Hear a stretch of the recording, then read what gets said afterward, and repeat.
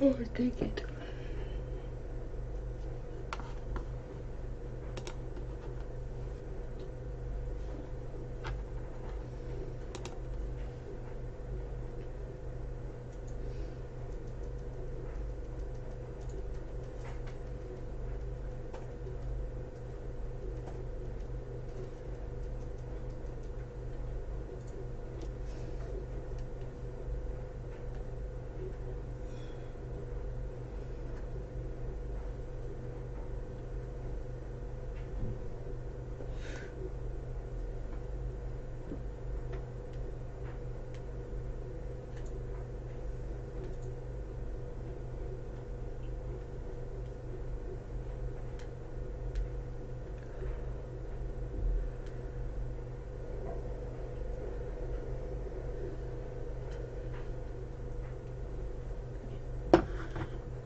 Hello, hello, hello, guys. Say hi when you're coming in.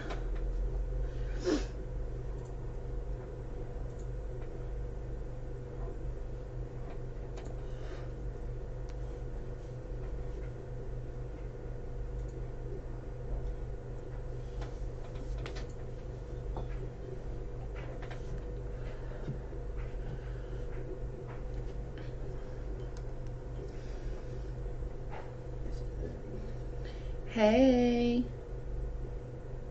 how are you? I'll just give it like 5 minutes and then I'll just, at least it'll be up then. People can watch it then later if they want to.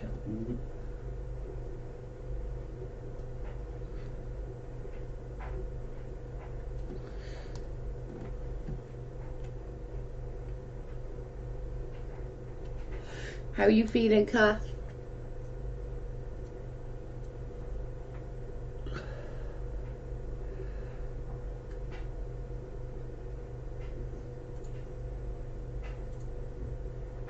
Hey, Bob, how are you?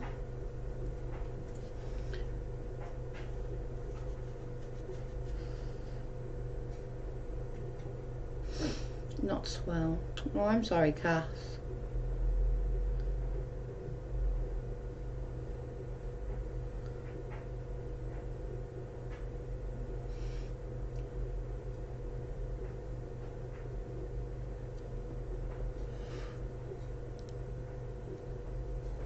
Sore from moving my daughter. Good talk. Glad you're good, Bob. Yeah, moving is a killer, man. Moving really isn't pretty.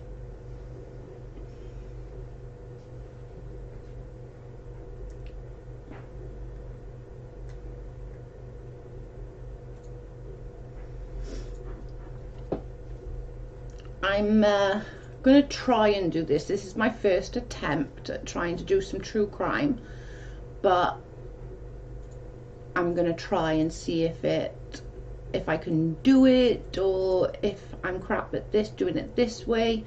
But we're gonna give it a go together, so we can just see if that works out,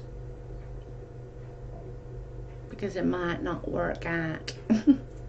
You want it. Yeah, because I want it to work out. It probably won't. Morning, CJ. How you feeling, girly? I'll give it a couple of mins to... Oh my god, serial killer's my fave. Yeah, this one is a whopper. This one's a really good one. And then the next one I got is Fred and Rose West.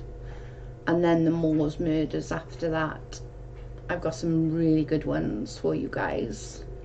Some of the UK's worst of the worst, you know. This is taking break from house searching, driving me nuts. Yeah, house searching, moving, house searching. Oh my god, it all sucks. I genuinely hate it. So I don't blame you. Take a break and have a little bit of the Yorkshire Ripper with us. I'll just give it a few minutes just to see like if any more come in, but if not, I'll just carry on and they can watch later on.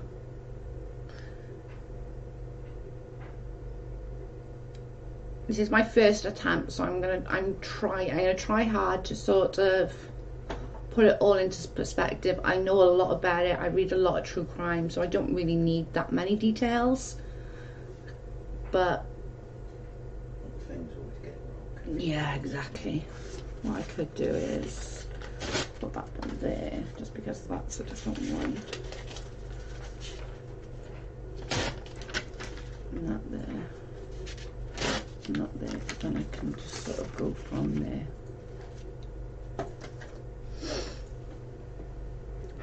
Hey housewife, how are you?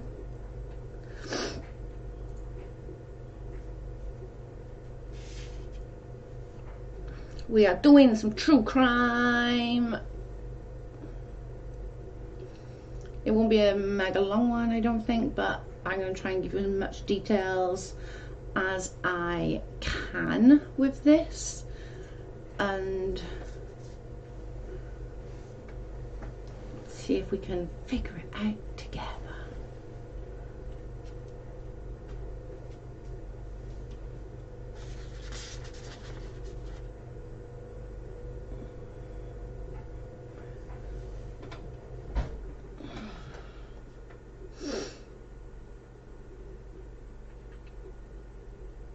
Good morning, I'm doing good. Yay, true crime.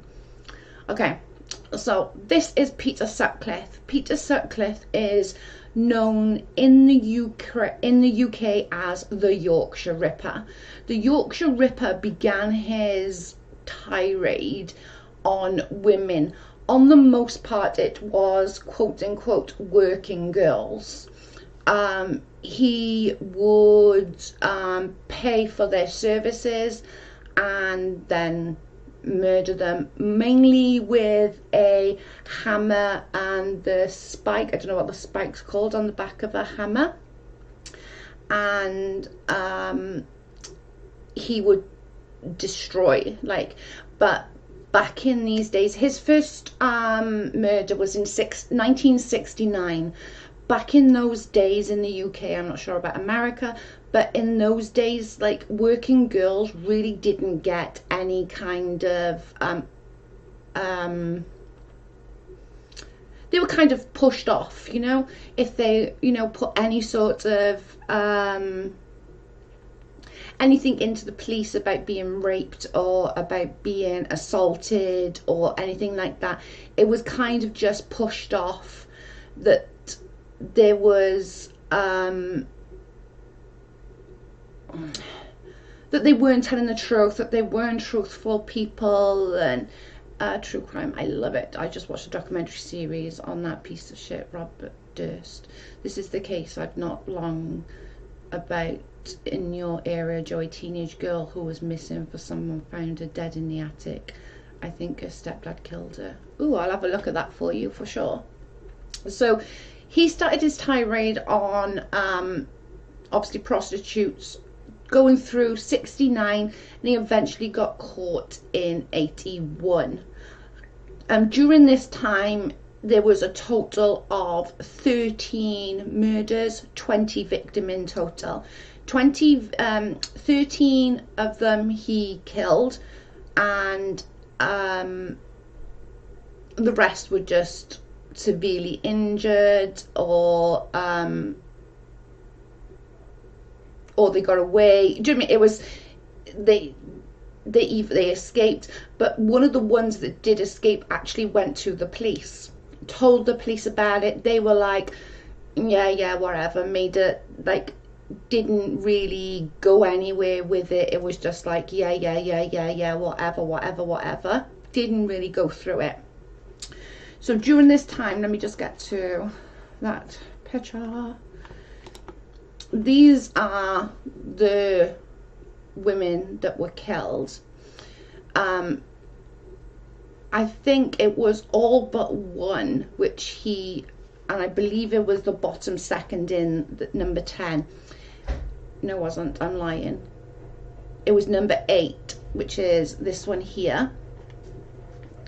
He made a mistake. She wasn't a working girl, and she just so happened to be in the wrong place at the wrong time. along with this, obviously he would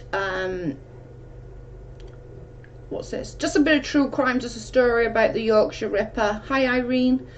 So during this time of these obviously the police started sort of picking up and was like, okay, something is going on with the working girls now. A non-working girl have been attacked. Obviously we're more interested. So a detective named George, he became obviously the chief of getting all this sorted. So within that time then, oh sorry, I said 20, there was 22 victims.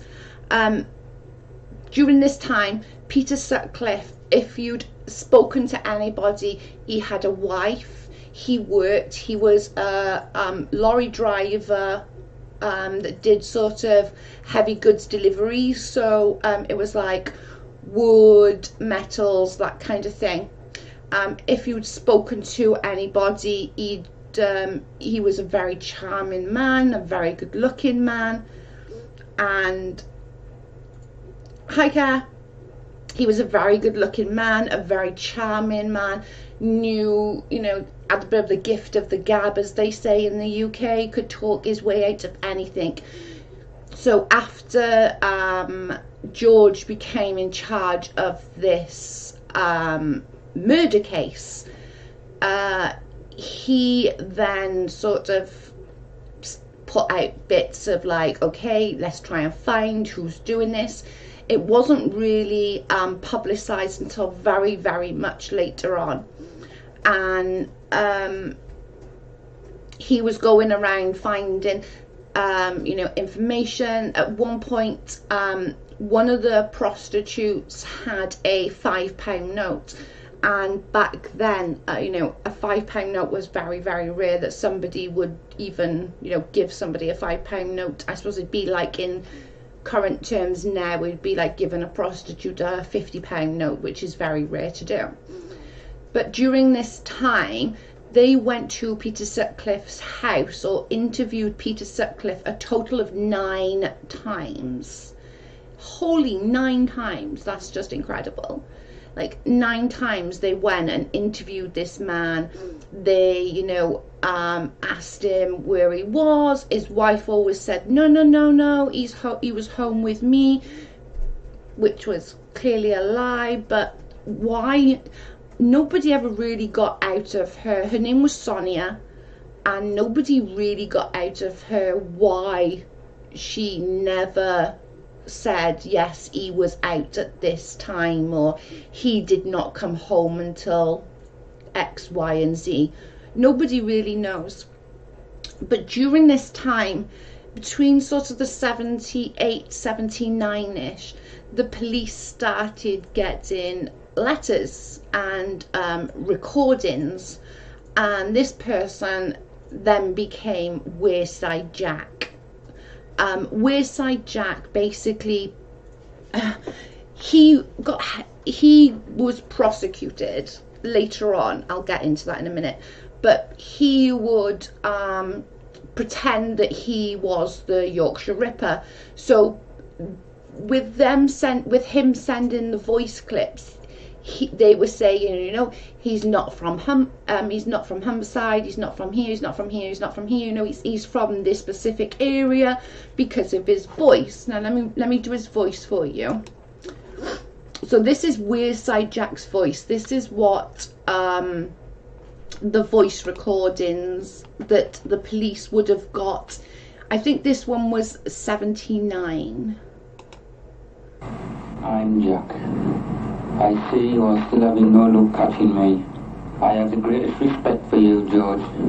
Good Lord. You are no nearer catching me now than 4 years ago when I started. I reckon your boys are letting you down, George. They can't be much good, can they? So it's said, your boys are letting you down. You are no further catching me now than 4 years ago. As you hear, that's a very distinguished accent. So they then presumed that this killer was with that accent. So during those 9 times of Peter Sutcliffe being interviewed, Joe, is this the same as Jack the Ripper? No, Jack the Ripper was very much early on in the in our country. This was during end of the 60s through the 70s, basically, and he got caught on in 81, I believe it was. So I'll do that voice again just so that you can hear how distinguished that voice is. I'm Jack. I see you are still having no luck catching me. So it says, I'm Jack.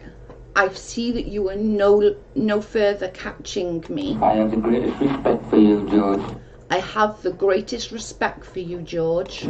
But Lord, you are no nearer catching me now.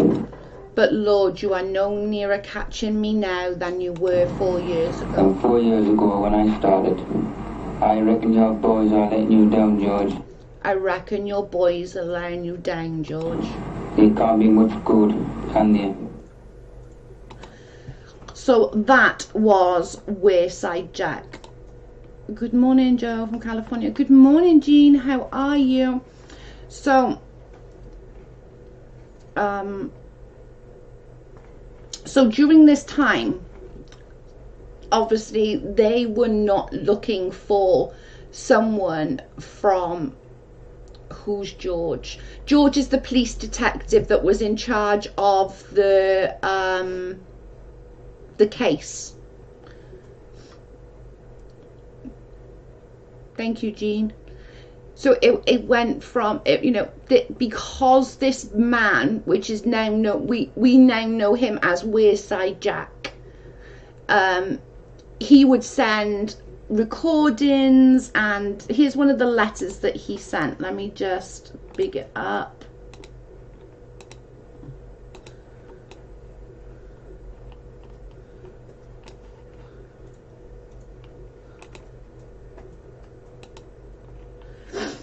Right, so here's one of the letters written to a detective, George Oakfield. Okay, so George Oakfield again was one of the main officer. Dear sir, I am sorry that I cannot give you my name for obvious reasons. I am the Ripper. I've been dubbed a maniac by the press, but not by you. You call me clever, and I am. You and your mates haven't a clue what photo is in the papers gave me fits. That bit's about killing myself. No chance. I've got things to do. My purpose is to rid the streets of them sluts. My one regret is that young Lassie MacDonald, did not know cause change routine that night. Up to number 8 now. You say 7, but remember Preston 75. Get about you now. You were right to travel a bit. You probably looked for me in Sunderland. Don't bother, I'm not that daft. Just posted in a letter from there. One of my tips. Not the best place compared to Chapeltown and Manningham and other places. Warn whores to keep off the streets and streets because it feels it's coming again. Sorry about the young lassie. Much respect, Jack the Ripper. Might write again. I'm not sure one really deserves it. Who's getting younger each time? One slut next time. Old slut next time. I hope Huddersfield's never again. Too small, too close call one last time. Too close to call last time.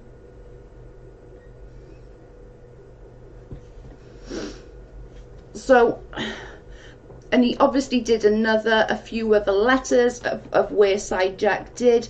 So this is what then, let me, oh God. This is Sonia, his ex-wife now, clearly. So when they went to check, you know, an interview, because it went back to him it went back to him a lot, from the £5 note to how many times he was noticed going through certain areas known for prostitutes, you know. And he was like, oh no, I was there because of my work, or I was there because that was the route I take on the way home from work, or do you know, it was always a good enough excuse that the police believed him. And then after Wearside Jack, he didn't have that voice. He is from he's more Sunderland area more than Wearside. And so after this, let's go back to his victims. So after this, obviously they were still searching for him. Wearside Jack, it got sort of to the 79, 80s, and they were like, okay, maybe Wearside Jack is taking the piss out of us, you know, let's not look, you know, maybe we're not thinking straight. But George was like, no, no, no, it's definitely him, you know, he sent the letters, blah blah blah. A young police officer in when was it, the 2nd of January 1981, pulled over and noticed a car in a bit of a dodgy area, shall we say. He comes up behind the car, clearly knowing what is going on there, interacting in some kind of sexual relations. They are a prostitute and a tom, as we call them. So this young officer, literally just out of training, bizarrely just out of training, he goes to the car, gets them both out, and just sort of, you know, talks to them and, you know, what you doing here? They make up bullshit excuses. And Peter Sutcliffe then says to this young officer, I need a slash. Can I go over by there and take a slash? Which means, can I go over there and take a piss? Because he needed to relieve himself. Being the young officer, he was like, yeah, whatever. So he lets Peter Sutcliffe go over and take a slash. Peter Sutcliffe comes back. The young officer gives him a warning, you know, you go that way, missus, you get back in your car and make your way home, otherwise, you know, I'm going to arrest you and I'm going to give you a ticket. So they, you know, scatter. Peter Sutcliffe goes home. This young officer goes back to the police station at the end of his shift, and he can't get a niggle out of his head. You know, something was niggling at him and he couldn't get this niggle out of his head. So he went back to where he pulled over Peter Sutcliffe in Peter Sutcliffe's car and decided to have a nose around. Whilst he was there and, like, obviously putting his torch around, looking to where everything was, there he saw a claw hammer, a knife and some rope. He didn't touch it or anything. He called detectives and was like, listen, you know I'm a rookie, but something didn't feel right. Explained what happened. The other detectives really actually thought he was a bit of a twat and was like, yeah, it's nothing.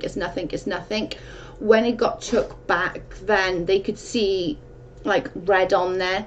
And bearing in mind, you know, DNA back then was a very, very new thing, and I don't think we even had it to that degree in the UK, or it would need to be a lot, you know what I'm saying? So they were only just starting, they were like just starting the process of DNA in the UK at that sort of point. They weren't taking DNA tests of everybody, but they were starting to process the DNA tests. So this is where George Oakfield comes in. He's like, okay, let's bring him in. They bring him in, and that was the 2nd of January. They bring him in, speak to his wife. His wife eventually says, no, he wasn't with me on those dates. And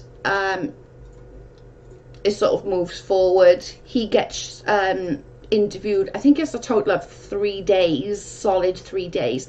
He was interviewed and he was denying it. No, no, no, no, no. They believed that they had enough evidence with the £5 note, the serial number on the £5 note, because as I said, they weren't that frequent back then, you know. It's like people having a bundle of £50 notes now. It's just not the norm. And so he gets charged. DNA didn't really become a big case, which started in 1995. It did start here. They did start doing it, but it was such a long process. Like, and they would store it. Yeah, they were storing it for when it could be done. Do you know what I mean? They were starting the process of like, okay, you know, we would do this. And later on then he gets charged. I think it was on the 6th. Yeah, maybe the 6th of January, he gets charged. He, basically a lot of psychologists said that he's not well enough to stand trial. He's, you know, this, he's that. They said that he was a schizophrenic, that he was a manic depressant. The judge wouldn't hear of it. The judge was like, nope. You know, you know, this guy worked for a living. He was, you know, a well-known and a well-liked man. If he can control himself during the day, then we're not going to take that as a, you know, as a defense, which rightly so. So, oh yeah, it was the 5th. On the 5th, then he pled not guilty. Went to trial on the 5th of May. The trial began in 1981.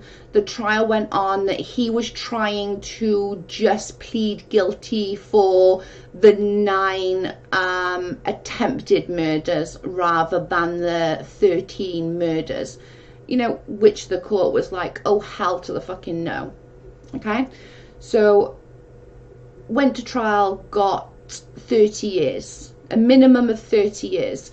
Now, something else you've got to remember in the UK is our law is very, very different to yours. Although there are people in the jail system and in the prison system that will never, ever get out, they cannot give life. Life here doesn't mean life. Life here means, you know, a minimum of 25 years, but you can be out. If somebody gets 25 years, you can be out in like 20. You can be out in 15. Like, a friend of mine, I'll give you an example. A friend of mine, in a general sort of basis, you do half your time in the UK, okay?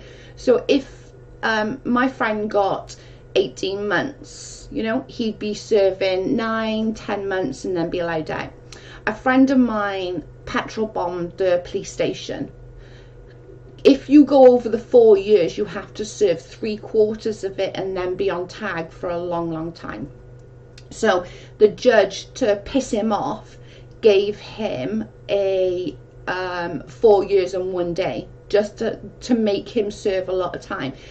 What they generally did with these kind of people is that they would, once that 30 years are up and they could potentially be released, they would then send them to Broadmoor, where I was on about yesterday, which is why I'm going to start doing a few of these to sort of give you an insight of what kind of people are in Broadmoor. They would then say, well, no, we think you're criminally insane, so we're not going to let you out, we're going to send you to Broadmoor. You know,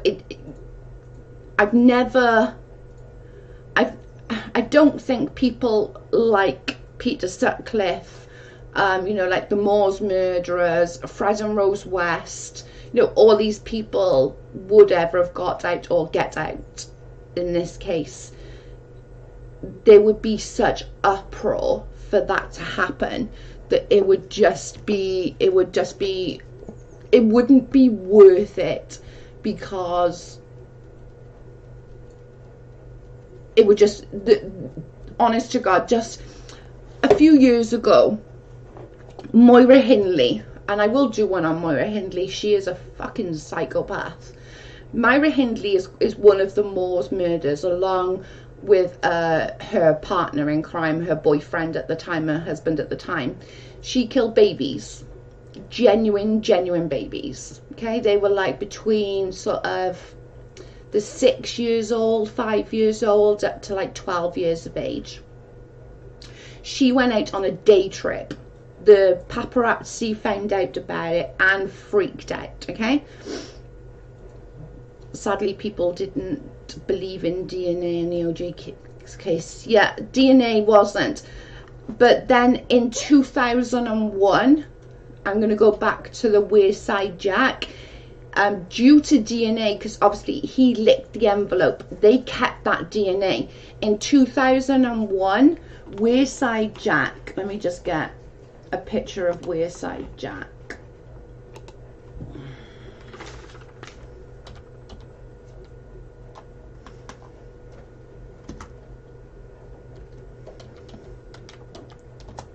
Wearside Jack, this is Wearside Jack. So Wearside Jack in 2001 got caught via his DNA. He had to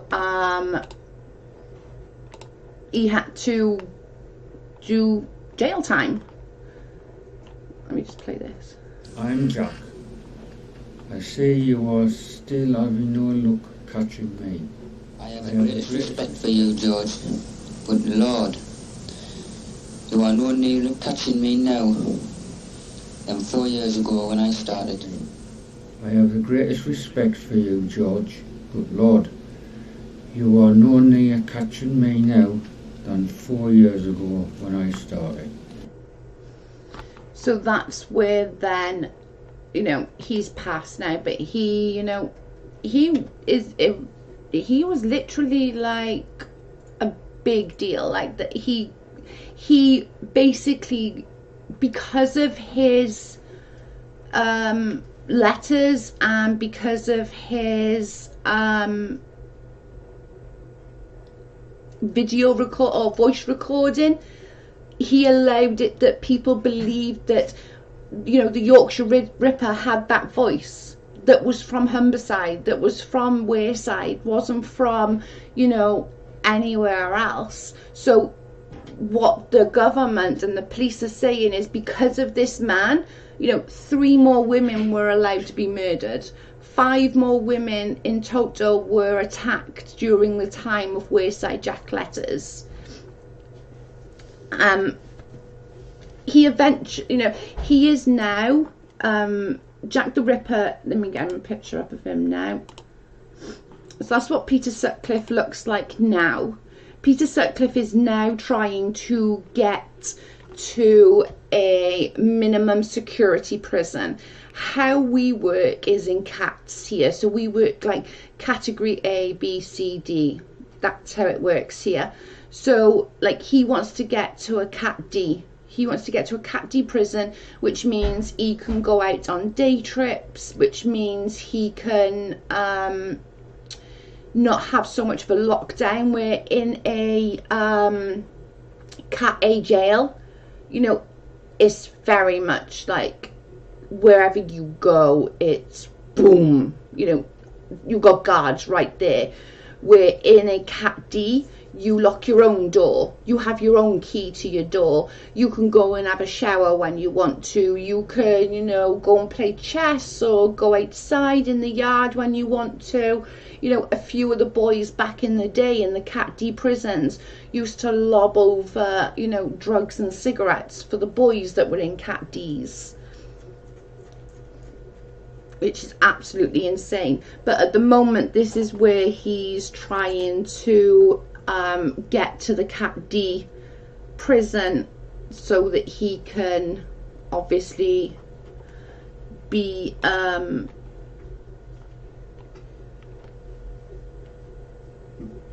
yes please, so he can be sort of let out. No, I'm a bit warm. Set this on. Yeah, please. And that's circulated. Yeah. So he's, you know, this is what the Yorkshire Ripper So that was I didn't do very well on it, but that was the first try of me doing the true crime. But hopefully I'll do a bit better next time. Because you can imagine the look of him now. Okay, he looks weird to us, but you can imagine him being quite handsome in the day. And like people have said numerous times, like, you know, he was the most, you know, charismatic man. He spoke with, you know, a very, very slow voice, and you know, he had to be held in, when he was in jail, like, I don't know about you guys, but in UK jails, like, our boys don't tolerate things like that. They don't. Thank you guys. I tried. I did try.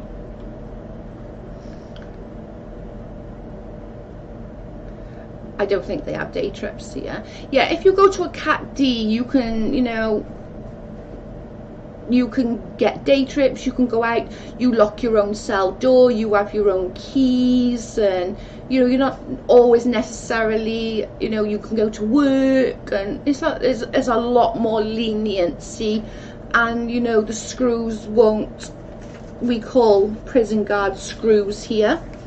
The screws are less likely to give you any kind of hassle here. They're more likely to be like chilled.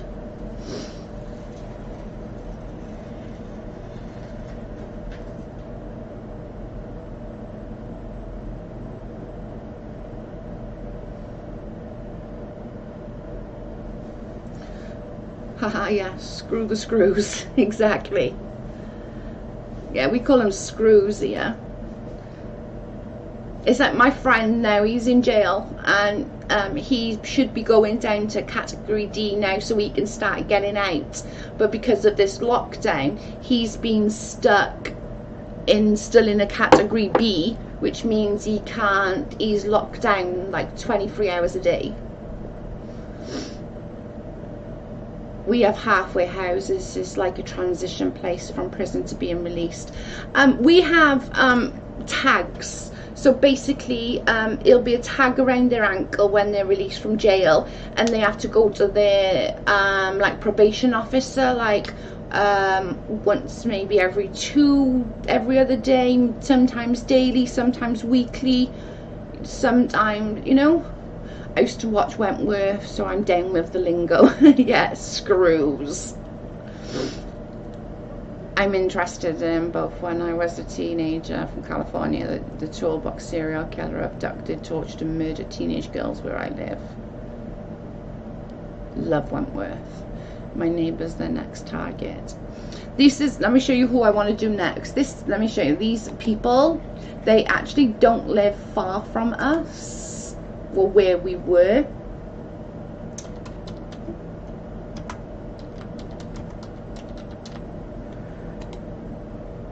Right, this is Fred and Rose West. Okay, Fred and Rose West killed, to be fair, we don't know how many. They killed a lot of very young girls. She was just equally capable as Fred. They even killed their own daughter. They would molest their own daughters, rape their own daughters. That's what they looked like when they started out.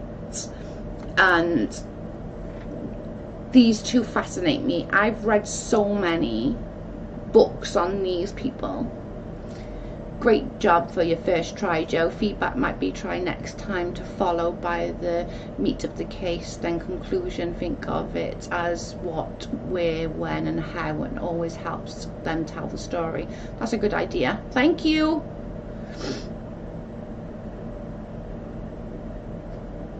These ones, Fred and Rose West, like, are absolutely insane. They buried their own daughter under the friggin' patio. But I will do a thing on them, because they really don't know how many people they killed.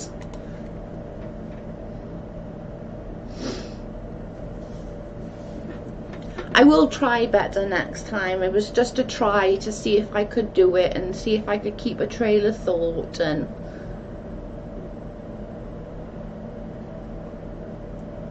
but the more I do it, the more I can try and do better and stuff, isn't it, you know?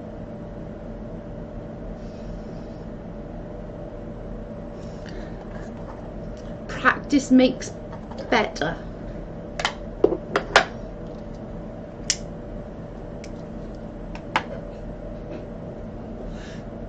My neighbours was their next target before they were arrested.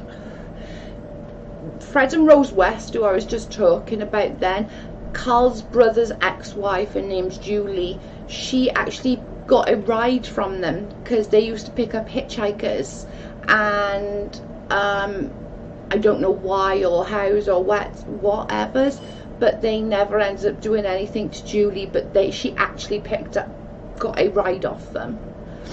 Absolutely, you'll get better and better, Joe. We're here for it. Thank you. I will. I'll keep trying. I know, right?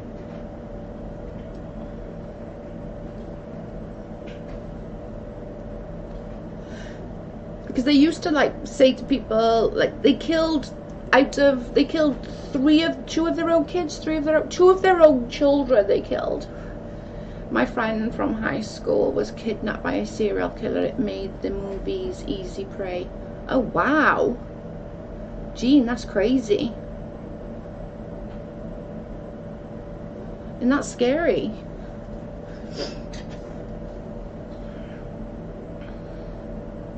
Thank you, Bob. I appreciate it.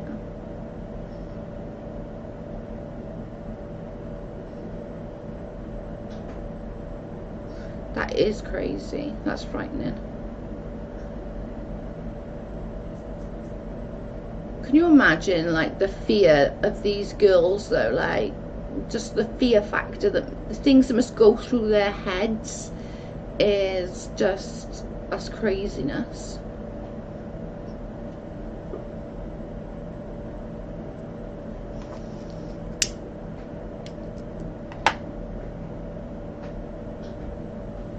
It was crazy. It's really surreal what happened during my teenage years. California, though, back in the day, there was a lot went on there with gangs and serial killers and stuff like that, didn't it? How old are you, Jean, if you don't mind me asking? Because, like, things I heard when I was growing up about California was, like, quite crazy stuff. Not all of California, obviously. But there was a lot of, like, I might be saying this a lot wrong, Bloods and Cribs gangs and stuff like that, wasn't there? I'm in the right area, aren't I? I'm 53, so yeah, about the sort of time that I would have started being interested would be in the right time. It's crazy. So it seemed to be that's where the gang, the Blood and the Cribs sort of initiated themselves. Born and raised in Southern California. The way I just laughed was hilarious. Did I say it right?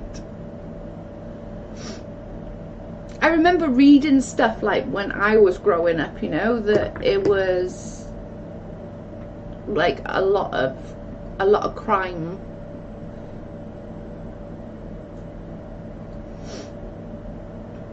The one that I like out of American true crime is, oh my god, what's her name? My god, her name just literally went past. What? I can't hear you. No, the woman, I can't remember her name. It's just because I got British crime in my head now. Eileen Warnos. Like, she fascinates the freaking shit out of me. Bloods and Cribs are all over though. Seattle have them, New York. It's the local gangs that are the worst, but it's really not that bad. Right, okay, that makes sense. Did they originated from California, AMSE, or am I wrong? Yeah, back in the 70s and early 80s, there were a lot of in the South Bay, predators in the South Bay of California. I'm sure I read that it started in one Pacific area, but I could be wrong. You guys would know better than me.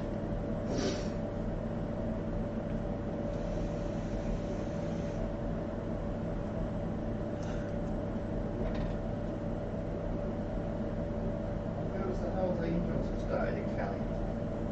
No, I thought it was the Bloods and Crips started in Cali, and I didn't think they were certain Cali. I area. thought they were Compton. So. Compton is Cali, isn't it? Yeah, California is pretty prevalent for the gangs. I don't know, let me look. I'm wondering now. I was going to say, I'll be on Google, innit? Yeah. I thought it was like East Side and West Side. One was Bloods, one was Crips, and it like initiated from California. Oh my god, I'm from Torrance. Renado is our river.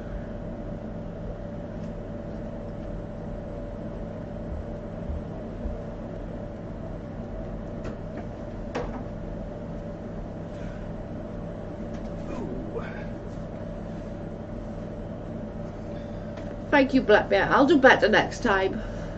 I'll maybe write more down of like the dates of every victim or something. Maybe I can. I'll try better. I'll try.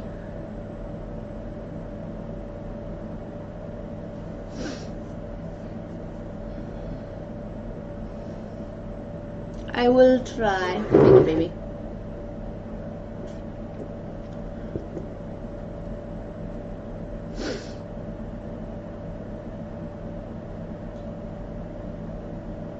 Burgers in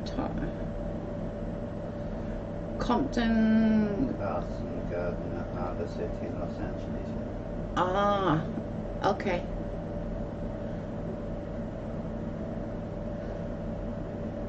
Oh my god, I worked at Why Not for a year in 2003 and 2004. Why Not Burgers? Why not? Love Why Not Burgers. I need to look at these Why Not Burgers now. They're probably just kind They're of, probably like delicious and look yummy. they probably look it, yeah.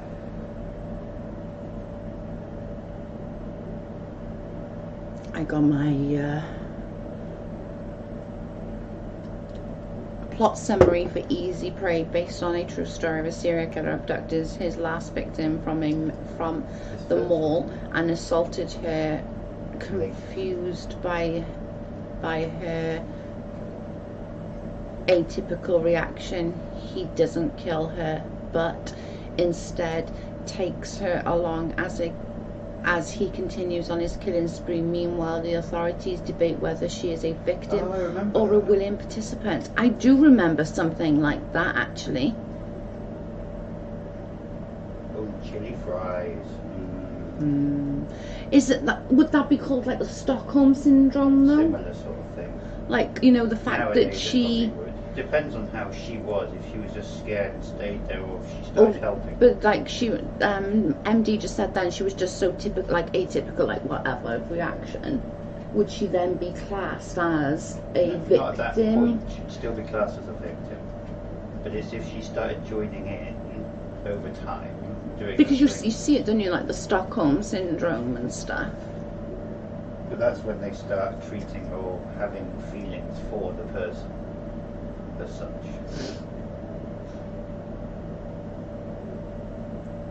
I'll get it today for you, Amsey. Chili fries. God, I need food. I'm gonna have food soon.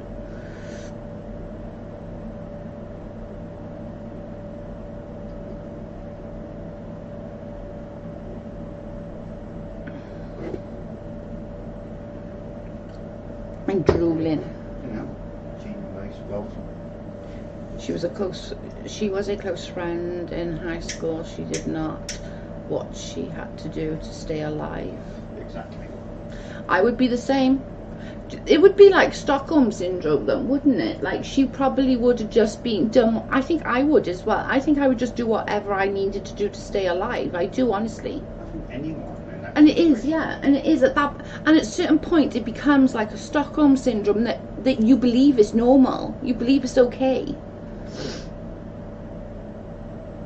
Bab says, Amsey, I worked at Lakewood, why not? At a certain point, you get that Stockholm syndrome that just it becomes okay. Just like Patsy Hurst. Exactly, yeah, that's the one I was thinking of. That is exactly who I was thinking of.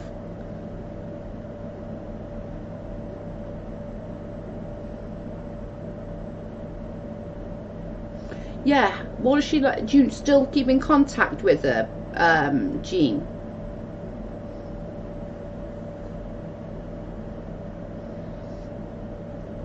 I wonder if she would talk to me.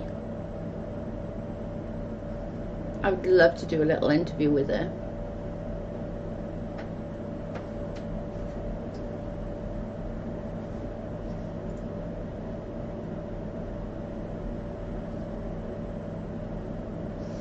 I think it's a South Bay right to passage to work there.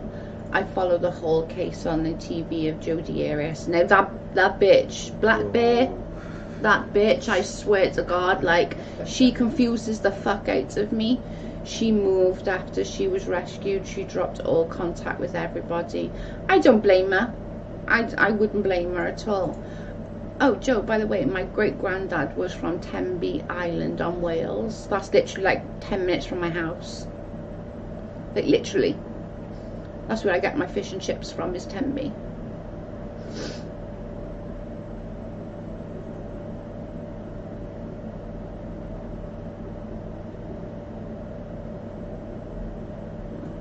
Yeah, that Jodi Arias, she's freaking nuts, man.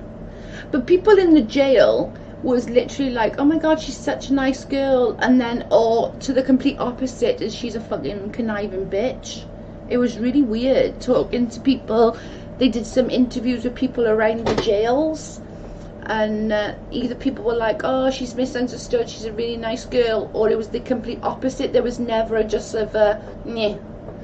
Stockholm syndrome is the way others plot summary I read, said Joe, but it could be that she just played the game and made him think that she was on it. It didn't kill her too. True. I knew I heard you mention it. My mum brought it up and I was like, wait, I think that's near Joe. Yeah, that's literally like, it's like 5 miles. It's not even 10 minutes really, it's like 5 minutes. 5-10 minutes of the road. It is a slow road though. It is a slow road, yeah.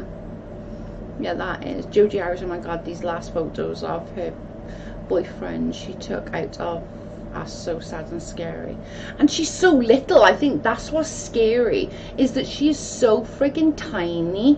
It's scary that she got so much, like that, she had so much going on. I'm sorry all, I have to go grocery shopping with me mom. Thank you all for a great chat, and Joe, great job. Peace and love to you all. Bye Jean, love you. Be safe.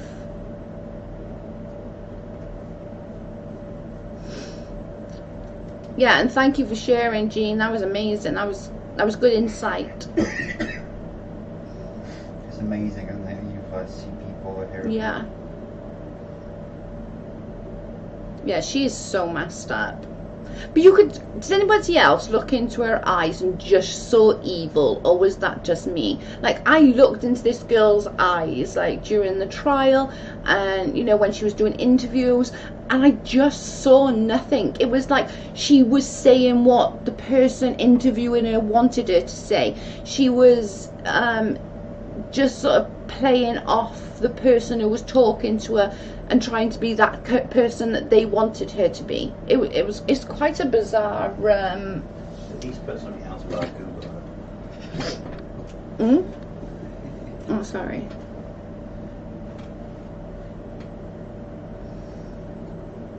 Just put a different picture up or something.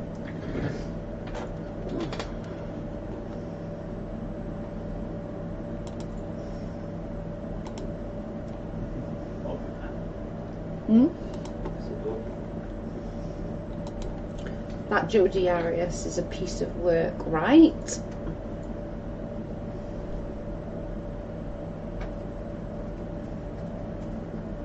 Yeah, thanks and bye, Jean. I think I'm going to try and watch the movie now. I know, I was just thinking that as well, MD. I wouldn't mind watching that movie.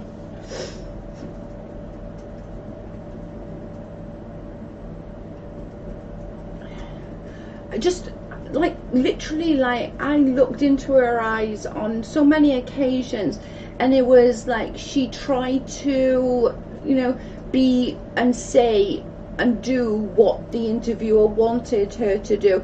And when somebody didn't give her the right questions, I think it was a young lad, a young man, and she was like, "Oh, you're just a hater," and he was like, "Well, no, I just want to answer my questions." She was like, "Ah, I don't want to answer those questions."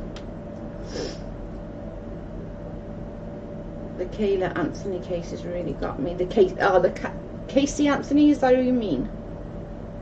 The Kaylee, oh yeah, the baby. Sisters. Jodi Arias is pure evil. I agree. Yeah, what was the name? Casey Anthony, wasn't it? Kaylee was the baby. How do you go out partying though, like knowing that your kid is dead in the fucking trunk of your car, and you're there partying, having a tattoo done, drinking, having pictures of you being all merry? No. Same with Laurie Vallow Daybell and Chad Daybell, the one who they like to kill her 2 kids and possibly the others in their family. There's so many. This is why I thought I'd do some UK ones, just because they're very much not heard of by you guys, and I thought it'd be a bit different. Hi, hey.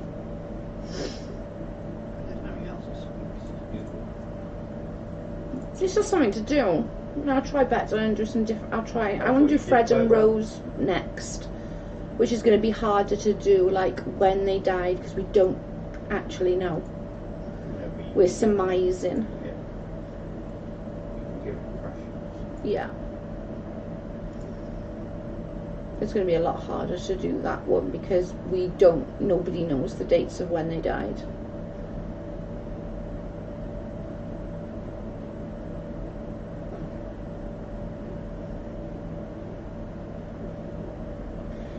For me, it was the Watts family murder.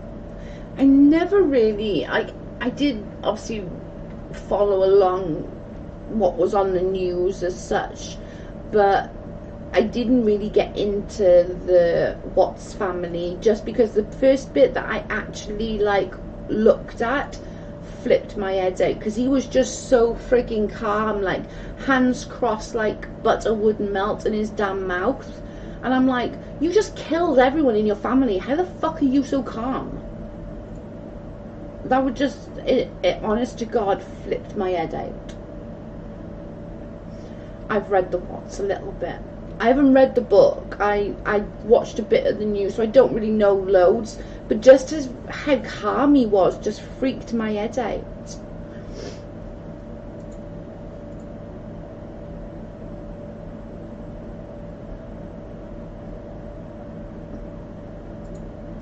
Yeah, and it was just a pure betrayed, like he betrayed this perfect family, like everything was perfect, I have the perfect life, the perfect wife, the perfect children, and then boom, so weird. You have a kitty in the house, you better watch your mouth. There's a Facebook group that does true crime. It's called True Crime and stuff. There's stuff that goes on there which is pretty interesting. Oh my God, that case was haunting. My goodness, Chris Watts is a complete psychopath. 100%. He was so freaking calm. Like, he was genuinely calm. Like, how are you calm? What's that one woman? You'll probably remember her name. She was American. Her husband went to work and she killed like all 4 of her children or 5 of her children or something like that, and like she drowned them all in the bath. one by one, and then called the police and said she needs the police, and said you need an ambulance. She was like, no.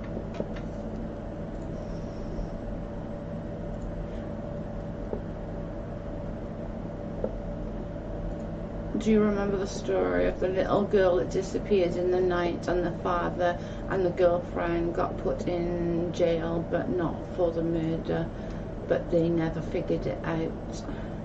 I don't remember that one. Hi, Mercy.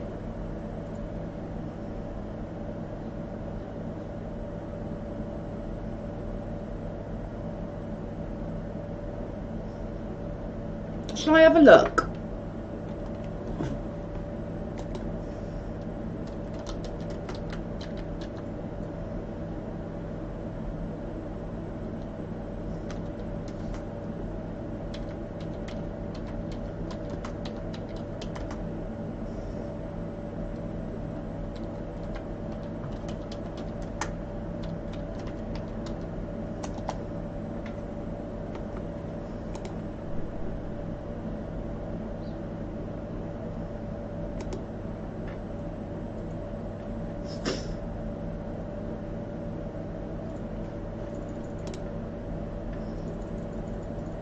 Oh my God, you're right. She did. She had a son. Let me show you. Ugh, dang it. We lost it. Hang on, let me show you.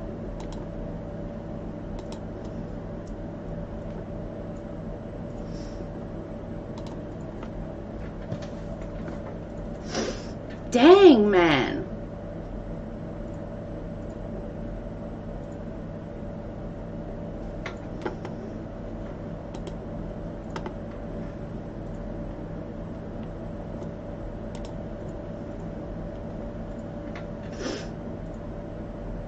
That's crazy. Oh no, that's wrong. Sorry, that's a different post. I'll take that back.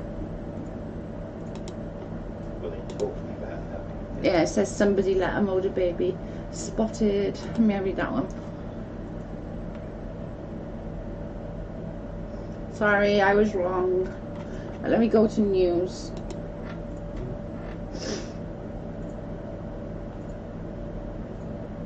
Casey Anthony wants to have another child, says her biological clock is ticking. So she wants another child.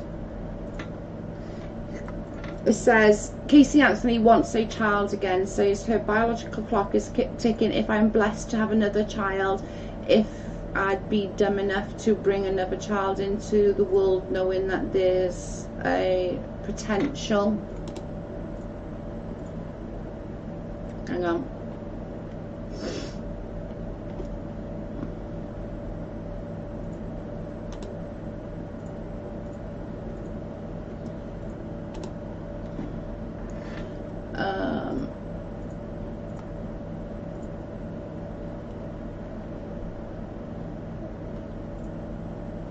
Yeah, she says she basically feels like her biological clock is ticking. She's in her 30s wondering what would to do next.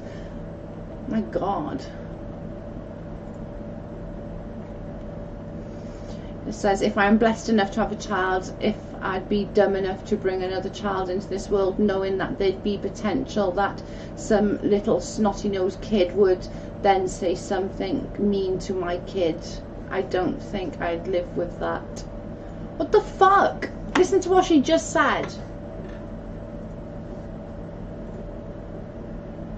That's it. Yep. Andrea Yates. That's the one. Yeah, her husband went to work and literally then she just drowned all her kids from one by one. This is, if I am blessed to have another child, if I'd be dumb enough to bring another child into the world, knowing that that they'd be potentially that some little snotty-nosed kid would then say something mean to my kid. What the fuck? Did she just really say that? Like, snotty-nosed kid would say something to her kid? That she does not need to be having children. I'm sorry. Nope. She does not need to be having children. Nuh-uh. No thank yous. Like, she literally just said some snotty-nosed kids. Lord have mercy. Yeah, that Andrea Yates, that fascinated me, like, holy crap.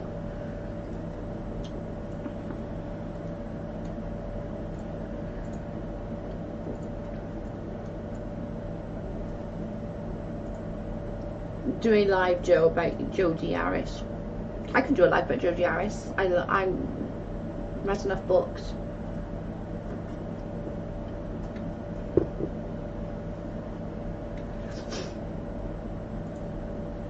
It's crazy.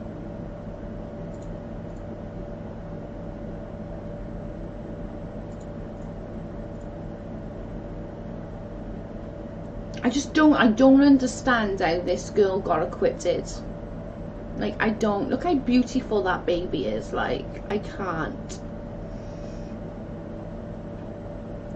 Same Joe, it was a huge story here. Yeah. It was fascinating, and it sounds so freaking gross. Like, it really does. But it was a fascinating, like, and she did it so calmly, didn't she? The other woman who killed her children, Susan Smith, by driving. Oh, I read that book. Yeah, she drove a car and then said that a black man had hijacked her car with her children in it.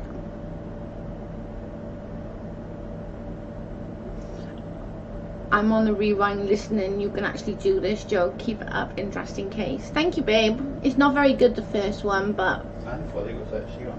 it's. I thought you did okay. It'll get better. I'll get better.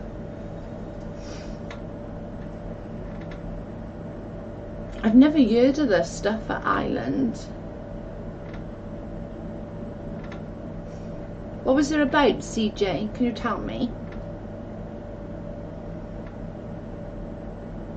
Yeah, Susan Smith. Because she did, didn't she? She blamed a black man for taking her car and hijacking her car, where in reality in there she's there crying in front of the press. And another one I want to do is, let me just find it just so I can show you. Oh my god, what did they call them? What did they call the case where he burned up his 7 kids in the house? I know what you mean. My brain is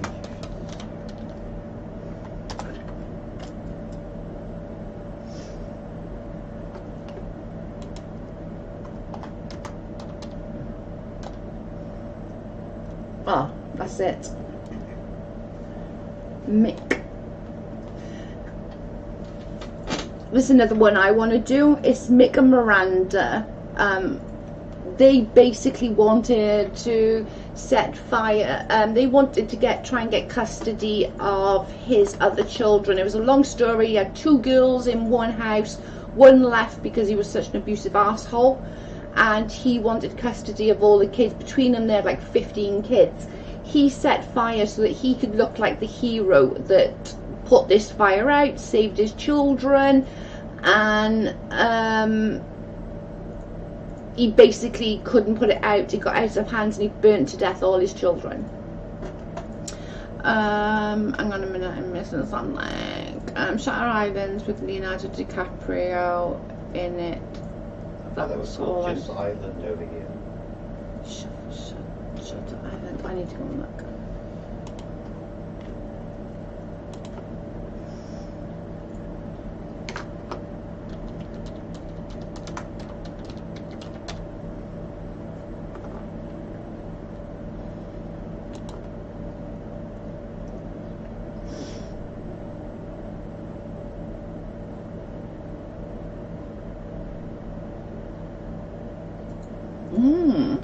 Okay, I'll have a look at that.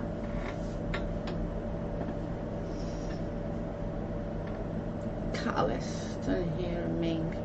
But it's Martin Scorsese film, so it's a good one. Yeah, it's a thriller. heard of it. Is it based on a true story? Shine Joe, it just have watched it because I don't want to spoil it for you. Lol, Leonardo DiCaprio was fabulous. Okay, I can have a look at this for sure.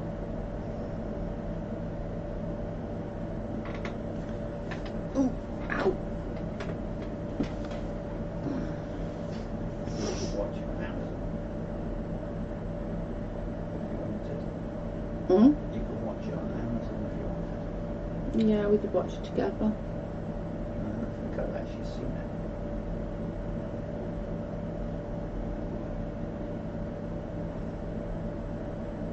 I'm all over the place. Hey, lol. So many people killing their kids is horrific. It really is. I think the worst two we've had here is the Moors murders and Fred and Rose West for killing their kids. They killed multiple.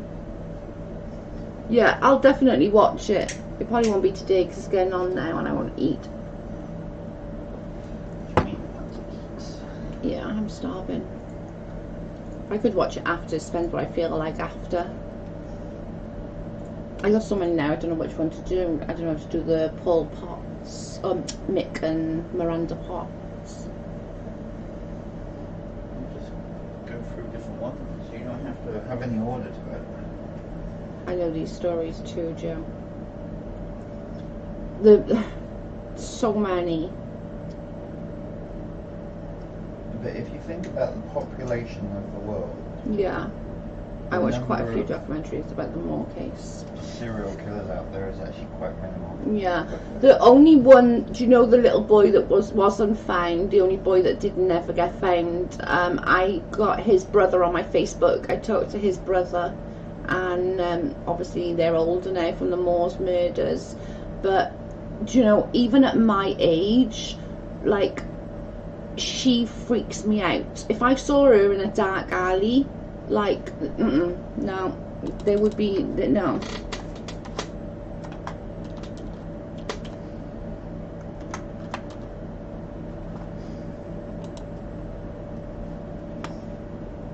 Like, Myra Hindley, man, she freaks me out. Let me try and get a picture of her. Like, I'm not even joking. Like, Keith Bennett was never ever found. Like, his mum literally died not knowing, like, not burying her son. It's probably the biggest trip I've ever seen in a movie. I watch a lot of the UK TV and I live in Canada. Because I'm so hot. Just because it's muggy, I thought that thunder would take it away, but it didn't. Right, I'm gonna get off, guys, because I want to go and eat, but I might come back later. Thank you so much for joining me, and at least I did my first one, so I thought you did great. we did okay for the first one, and then we'll just keep trying and keep getting better and better as time goes on.